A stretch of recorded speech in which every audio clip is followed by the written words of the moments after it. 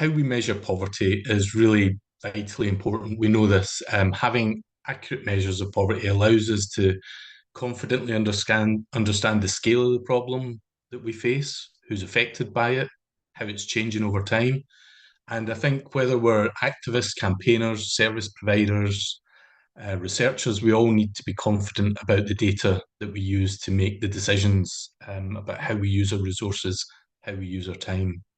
The data we use to measure poverty in the UK has changed recently, and it has important consequences for our understanding of the scale of poverty, how we, and particularly in Scotland, how we might reach the poverty reduction targets that we have here.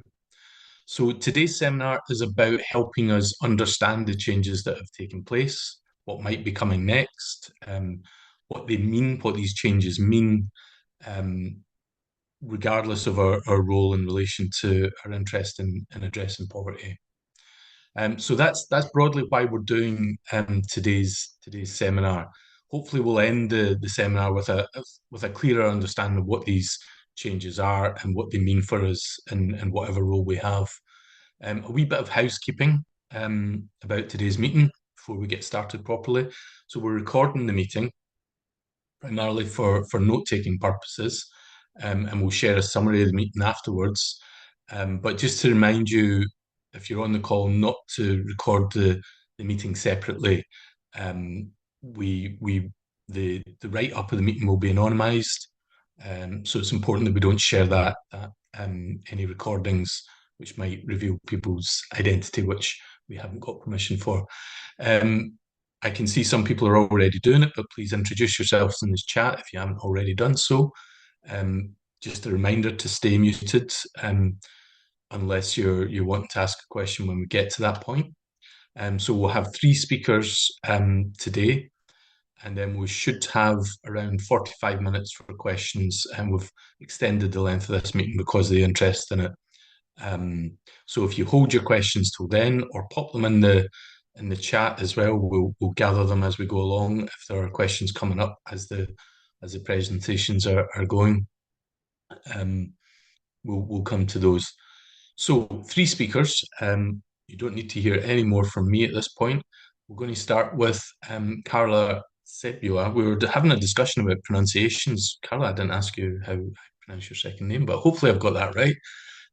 Carla is with the Joseph Rowntree Foundation. She's a lead analyst with JRF, so really well placed to give us an introduction to some of the changes that have taken place and what they mean for campaigners and service providers and so on. So, Carla, I'll hand over to you. Thanks, Peter. Right, I'm going to try and share my screen and well, you should have seen my attempt at this earlier. So hopefully I get it right this time. Okay, hopefully you can see that okay. And you didn't do too bad on my surname, Peter. It's Cebula, which to be honest, I don't think I even pronounced correctly. So maybe for someone who's got Polish speaking abilities here could say it even better. So yeah, thanks so much for having me today. As Peter said, I'm the lead analyst for the Scotland team at JRF, and I have spent a lot of time thinking about this change in the data and also worrying a little bit because I'm not sure how we can sort of communicate our analysis in the coming years because of these changes to the data. So that sort of led to some of the guidance that we're going to talk about today.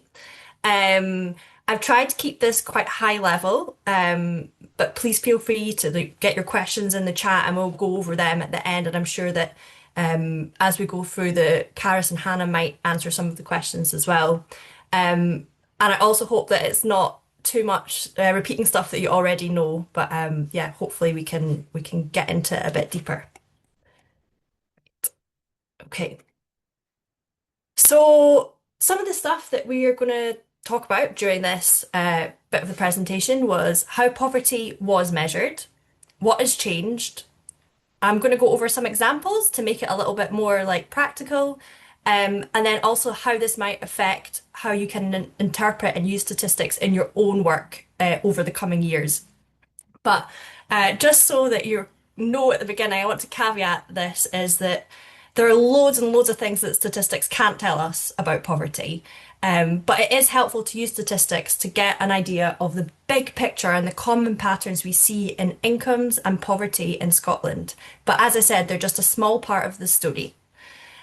So before I go through the rest of the presentation, I wanted to show you a short video that we made to summarize some of these changes, and then the rest of the slides will sort of dig into that a bit. But hopefully, it gives you a good starting point for understanding where we're coming from as we set out. Okay. Official poverty statistics look different this year. Here's why. Until now, poverty rates were based on people reporting their incomes in surveys. Now, survey responses going back to April 2021 are linked to official government benefit records, and those records are used instead. There was a gap between the benefits people reported and the amounts recorded in government data. Linking closes the gap, making incomes, especially for lower income households, more accurate, causing poverty rates to be revised down. That doesn't mean people's lives have suddenly improved. It means the data is better. Because the method has changed, we can't compare the new figures with the data from before the 2021-2022 financial year. But we can report the latest poverty rates, compare years using the same method, and compare across groups in the same year. Better data gives us a clearer picture, and a clearer picture helps us better target action towards a future free from poverty.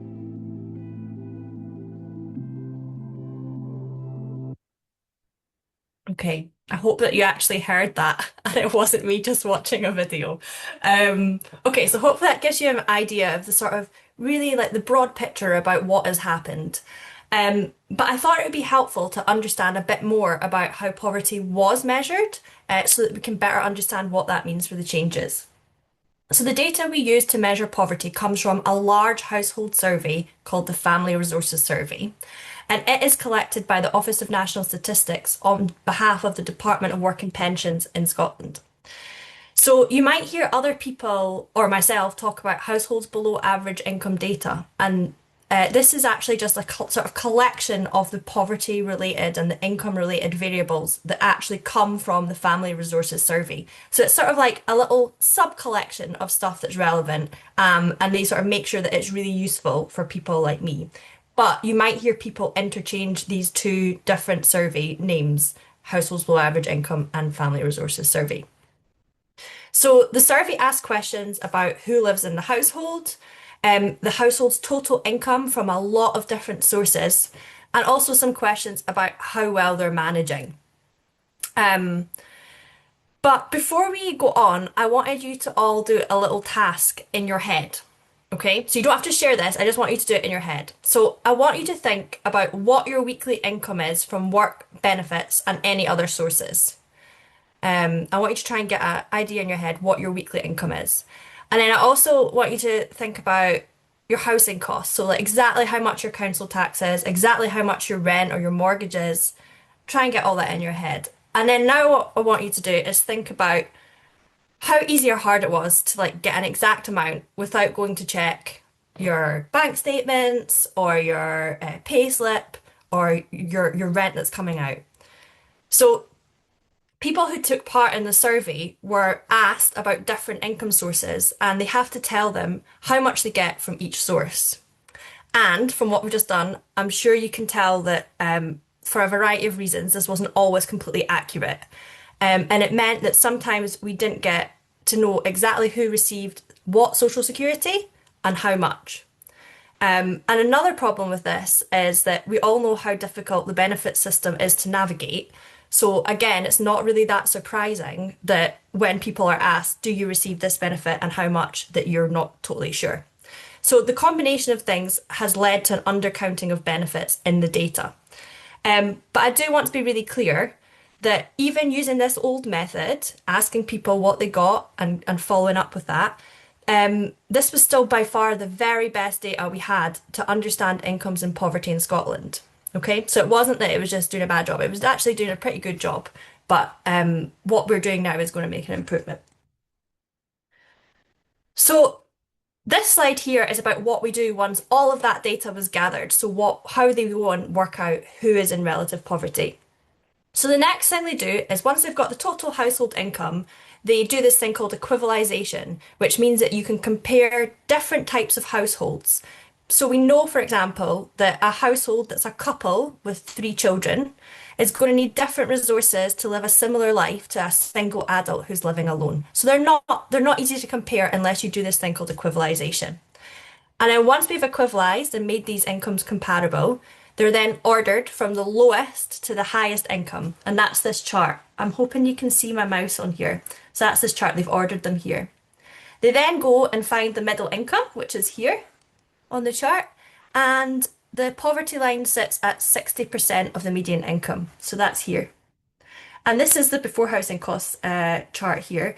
And basically anybody who falls below this line is in relative poverty, in this case before housing costs, but the same thing can be done after housing costs. So hopefully that gives you an idea of how it's actually worked out. Okay, so what has changed? The bit that we're all, oh, sorry, I think my mouse is just disconnected. So yeah, what has changed? So instead of people having to remember the benefits that they receive and the amount of those benefits that they receive, instead, the Department of Work and Pensions has got permission from people who take part in the survey to link their actual admin data that they collect about people who are in receipt of benefits. Now, just to flag that this does not include Scottish devolved benefits, it only includes DWP benefits. So things like Scottish Child Payment or Adult Disability Payment are not included. So this is good because it means that people don't need to rely on their memory anymore. It means that our income data is now much more accurate.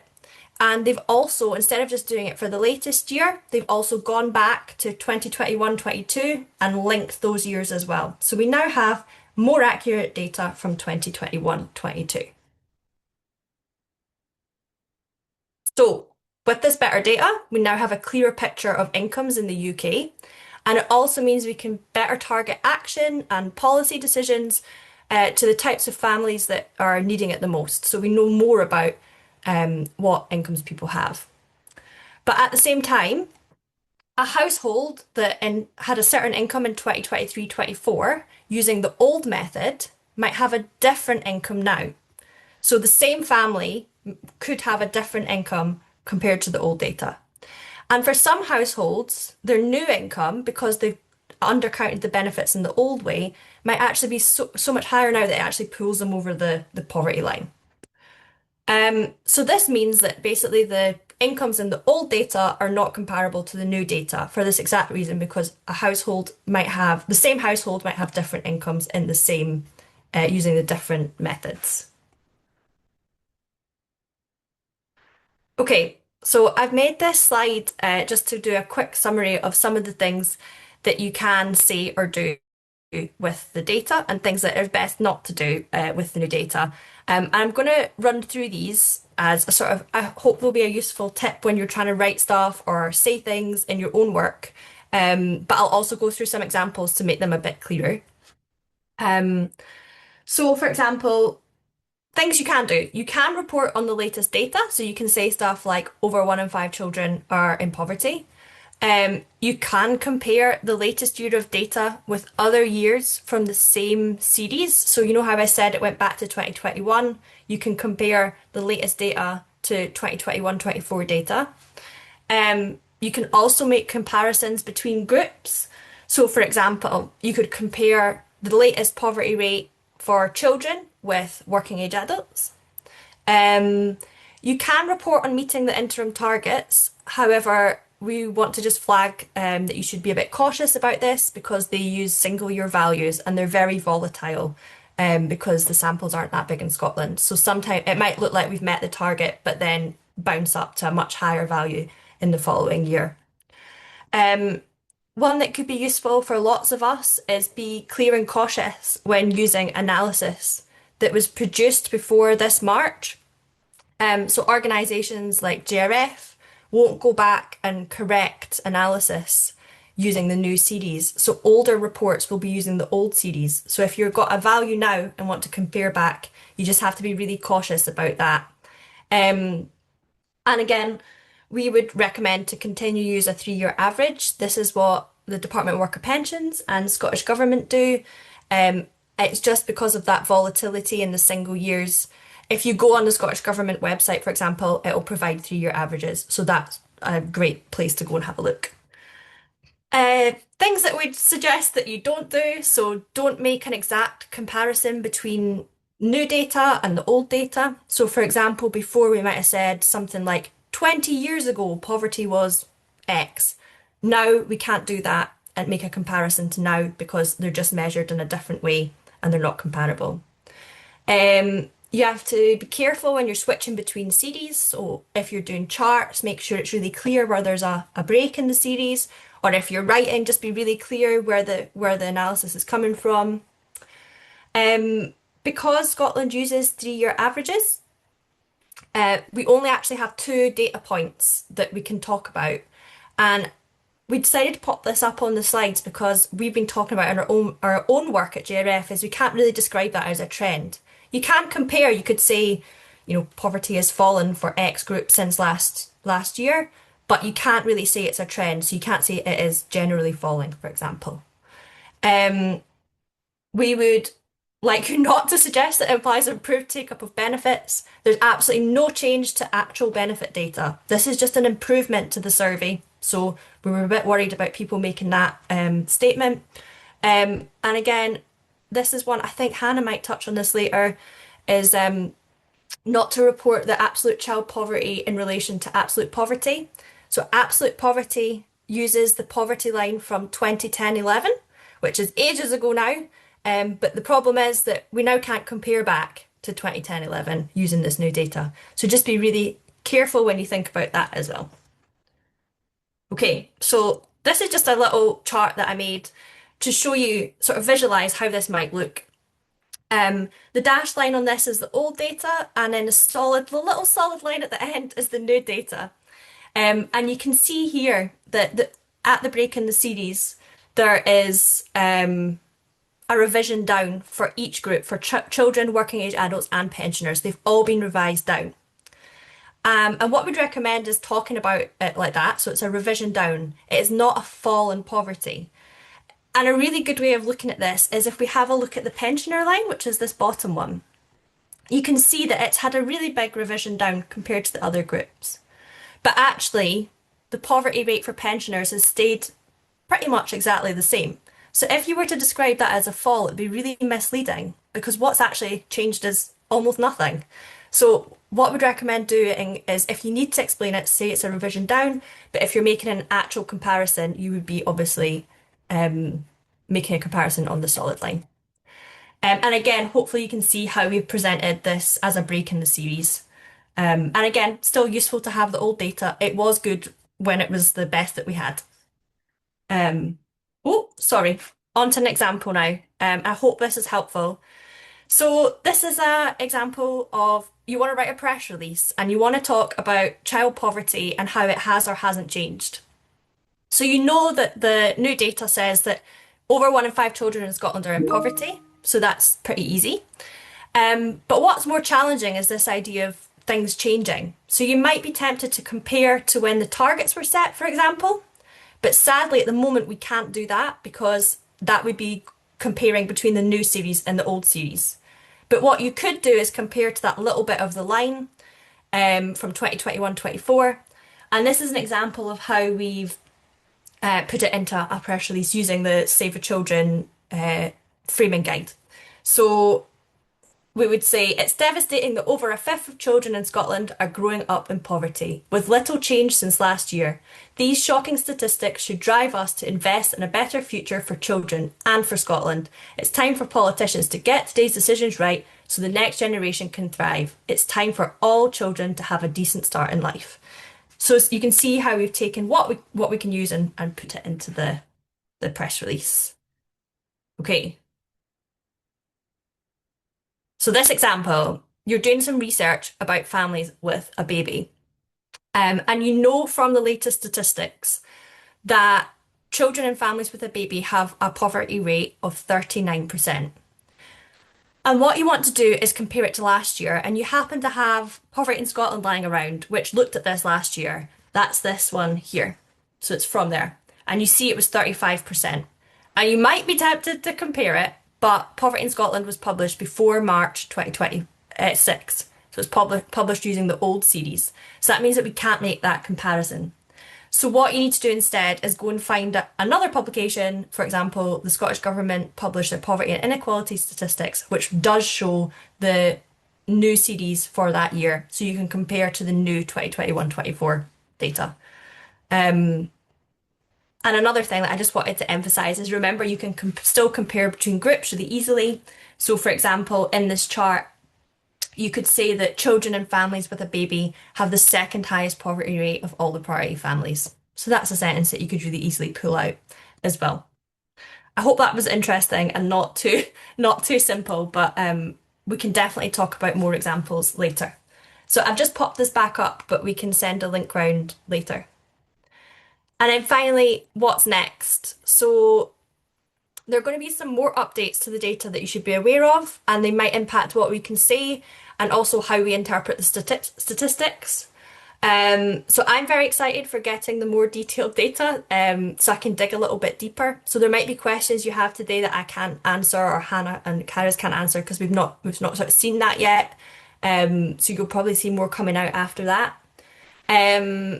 In late summer this year, we're expecting more years of the new data to be added. So all the years from 2018-19 to 2020-21. And this is really exciting for us because it means that we can think more about child poverty since the child poverty targets were set. In March next year, when the poverty statistics come out, they're going to be making more changes to the data to better reflect the population in the UK.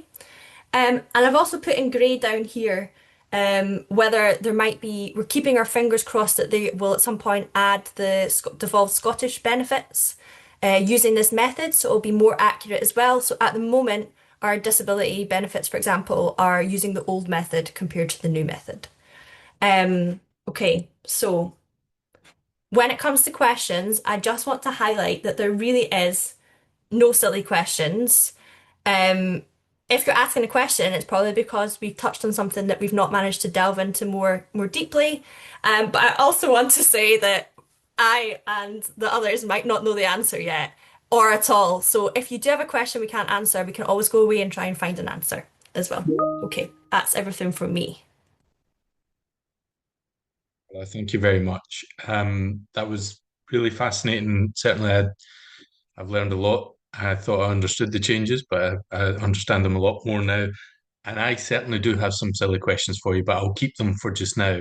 And just to remind folks, if you have questions for any of our speakers, as they're going along, just pop them in the chat.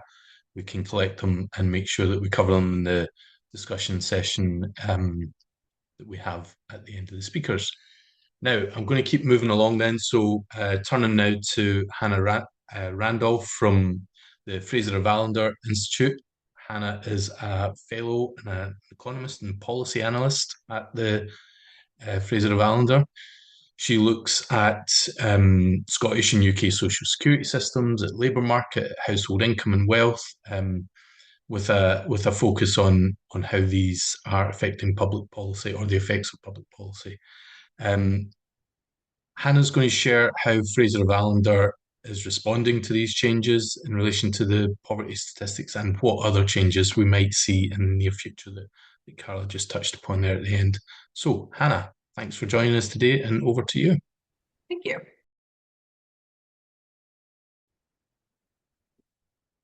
Yes, so as Peter said, I am Hannah. I'm an economist at the Fraser of Allander Institute. And so I'll talk a bit about how we're responding to the changes in the data and some things that you may want to be aware of if you're doing your own research or using research. But I also feel in some ways that I'm just repeating what Carla said, but slightly worse. And so as she was saying, if there are any questions that you have, especially like specifics that we've not covered of how you use the data or want to use the data, please ask those. And so this is similar to kind of Carla's last slide in terms of what's happening next with the data and what we expect short term. So that the more detailed data that has the individual responses that researchers use isn't available to us yet, as Carla was saying. We are expecting it soon. I have heard anecdotally, possibly even end of April, so in the next couple of weeks. And then later on this year, we will have additional years back to 2018-19. And so when those data become available, something that we'll be doing, and I'm sure other organizations will be doing, is comparing household responses in the original data that we have from past years with the new updated linked data. And so that means that we'll be able to see which groups were more likely to underreport receiving benefits, like Carla was talking about, and then by how much household incomes, as they're measured in the surveys, have changed with the data linkage. And so we will be putting out some more information about that when the data become available, so hopefully later in the summer, but that's something to watch out for. Those types of comparisons, and that may give you an idea of what's gone on for specific groups that you work with. So Carla touched on this as well. So because of the different revisions to the data that included the 2023-24 statistics, you can kind of revisit the interim child poverty targets. So with the revisions, kind of on a technicality, so the relative child poverty rate has now been revised down below the 18% target for 2023-24. But as with what Carla was saying about we usually use 3-year averages, but the targets are based on a 1-year statistic. So this does seem still a bit odd because if you look at the single year statistics, it bounces down just for that year and then goes back up. So it's kind of that we technically met the target, but that is probably more to do with just variability in the data. And so I wouldn't get too excited about it. And then the absolute child poverty rate has also been revised down below the target, but again, kind of on a technicality. And moving forward, we're not really sure how the absolute child poverty target will be evaluated because in the legislation, it's based on 2010-2011. So absolute poverty line is essentially set at the level it was in 2010-2011, and then it's just uprated for inflation every year. But moving forward, we know that the data past 2018-19 won't be comparable because household incomes are being measured differently than they were in 2010-2011. And so we've heard from different people this may have to mean an adjustment to the legislation around this to sort of change what the absolute child poverty target is based on. So it may go to a later base like 2023-24 or something like that. So that may also be something to be aware of and keep an eye on moving forward. This may be getting a little bit in the weeds, but if you do reference any kind of tax benefit modeling in your work, so this is something that we do, JRF does, Scottish Government puts out their own modeling. And so we often use this type of modeling to project child poverty levels in the future and look at the impact of different potential policies. And Scottish Government in particular uses this to assess what they think the impact of current policies has been. So if you remember maybe a statistic from last year of Scottish child payment has kept 60,000 kids out of poverty, then that modeling is based on the Family Resources Survey and on HBAI. So that will mean some adjustments to how we do the modeling moving forward. So as with what Carla was saying, we'll have to be careful about comparing old modeling to new modeling. In general, when we use these types of models, the poverty rate that we get out tends to be a little bit different than the actual statistics turn out being because the model adjusts for that underreporting of benefits that we previously had in the FRS. So with the new data linkage, we shouldn't have that underreporting. And so there should be better alignment between the model and the statistics. But my colleague did also point out that it means if there is a difference between the modeling and the statistics, it makes it harder for people like me and Carla to explain. So that may pose some challenges. But I do know that Scottish government is planning to put out an update of their modeling probably over the summer once the election period has passed, and that should be using the new data. But again, that would mean that it's not comparable to the modeling that they put out last year using the old data. Few other kind of miscellaneous data notes. So we've mentioned a couple times now, just to remember that we look at the child poverty statistics in 3-year averages. Usually 2020-21 is kind of omitted from that because the data for that year were weird because it's a pandemic. And so the sort of updated, eventually later in the summer, the full set of updates that we'll have will be for these years that I've listed here, so 2018 to 21 onwards. The ones with the stars are the ones that include that 2020-21 year. So those are really 2-year averages. One other thing that I noticed looking through the Scottish Government report this year that may be useful to some people is that they specifically said, the report this year is shorter. They didn't show charts for all of the subgroups and for food insecurity like they have in the past, but those statistics are still available if you download the data that comes with the report. So there's an Excel file, and so you can still get those if you're looking for a statistic on a particular group or for food insecurity. They're just not in the report charts this year. I think because they essentially, like Carla was showing, it's just a little 2-year statistic, and so they haven't put all of the charts in.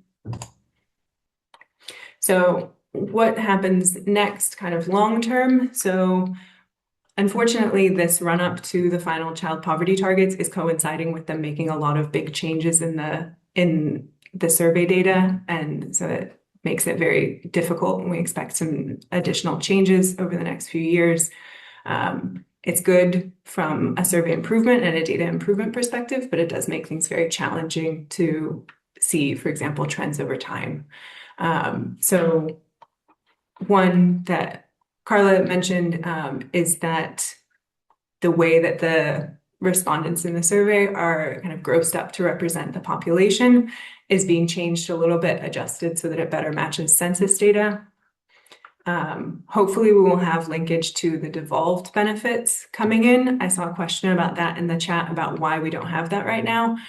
It's just because it's coming from a different organization. So the reserved benefits, like universal credit, is data that's held by DWP. And so they are the ones that carry out the Family Resources Survey. They were able to set up this linkage.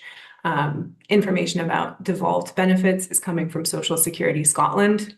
And so they have to set up kind of a separate data sharing agreement and system to bring those in. So that's why that's a bit more of a delay. I have heard people saying next year, and optimistically, I'm optimistic about that. That would be very nice if it came in next year. And then eventually something that has been talked about for a long time, so I don't know at what point this would actually happen, but there has been talk of also linking to HMRC's income data, which would improve, if you think about that exercise that Carla had you do of what your income is. Currently, the survey is still asking people to remember things like, your income from work, and linking to the HMRC data would just make that a little bit more straightforward and more accurate. So we are hoping to see that in the future, but there are no concrete plans of like when that would come in. But whenever we see these changes come in, then it can kind of create that break in the series where it makes it difficult to talk about longer term trends. So I think we're holding questions to the end of all presentations, but as Carla was saying, no silly questions. I'm really happy to answer anything that would be useful for you in your work. Thank you very much, Hannah. You've answered one of my silly questions already in the course of your presentation, so that's good. The HMRC data was a question I was playing with, and maybe come back to it again.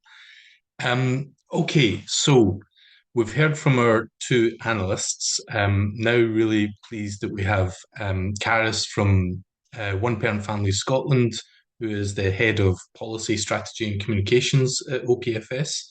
And she's well known to many of us in the Poverty Alliance from her time at Wellbeing Economy Alliance Scotland,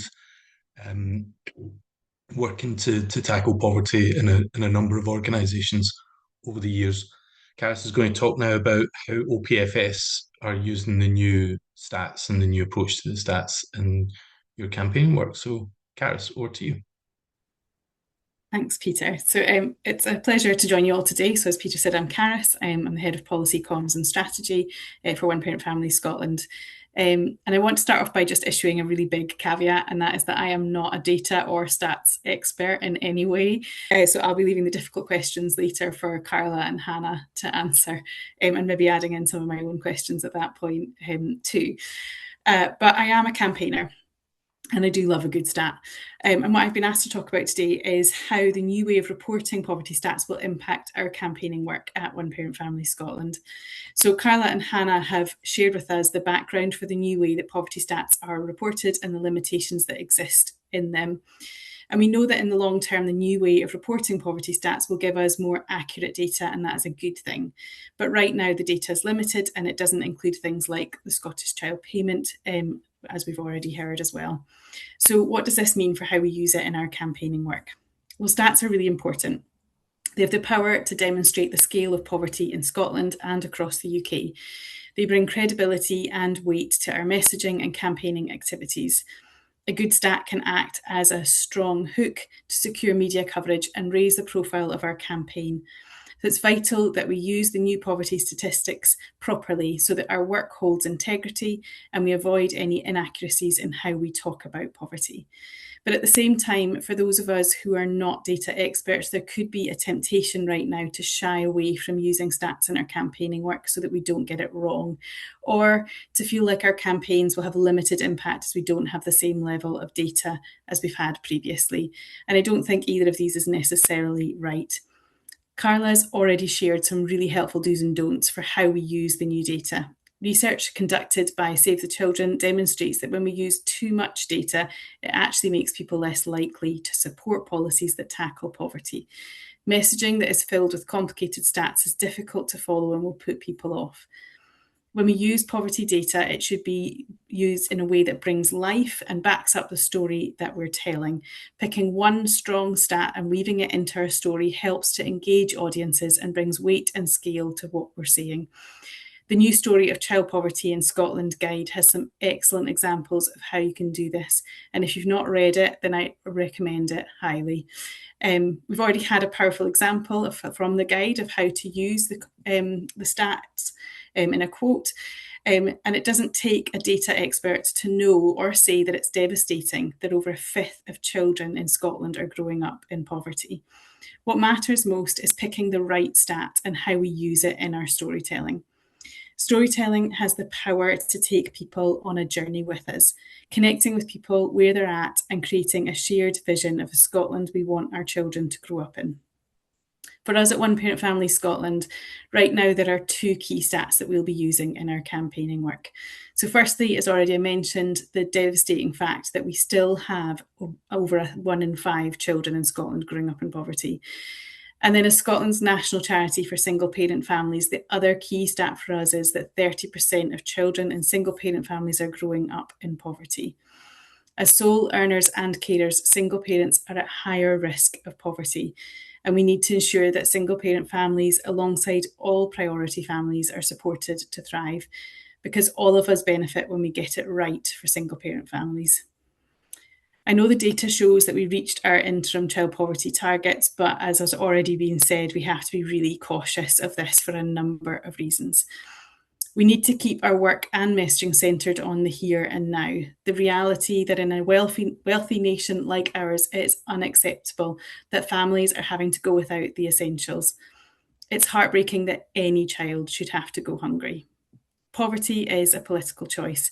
It doesn't have to be this way. It's the systems and structures that cause poverty, and as much as they've been designed that way, they can be redesigned. We need systems and structures that enable all of us to live a decent and dignified life. So how will the new way of reporting poverty stats impact our work at One Parent Family Scotland? Well, in many ways, our work remains the same. We'll continue doing what we're doing, telling the story of how poverty is disproportionately impacting single-parent families and campaigning for change. The key change for us is ensuring that we're using the new data well to do this. We'll be utilising the resources put together by organisations like JRF and Fraser of Allander, drawing on the expertise they bring to enable us to use accurate data as we continue to campaign, not just for us to reach our 2030 targets, but for an end to poverty. Thanks. Thanks very much, Charis. And I think echoing a kind of approach that many organisations will be taking in terms of the approach to data and the new stats.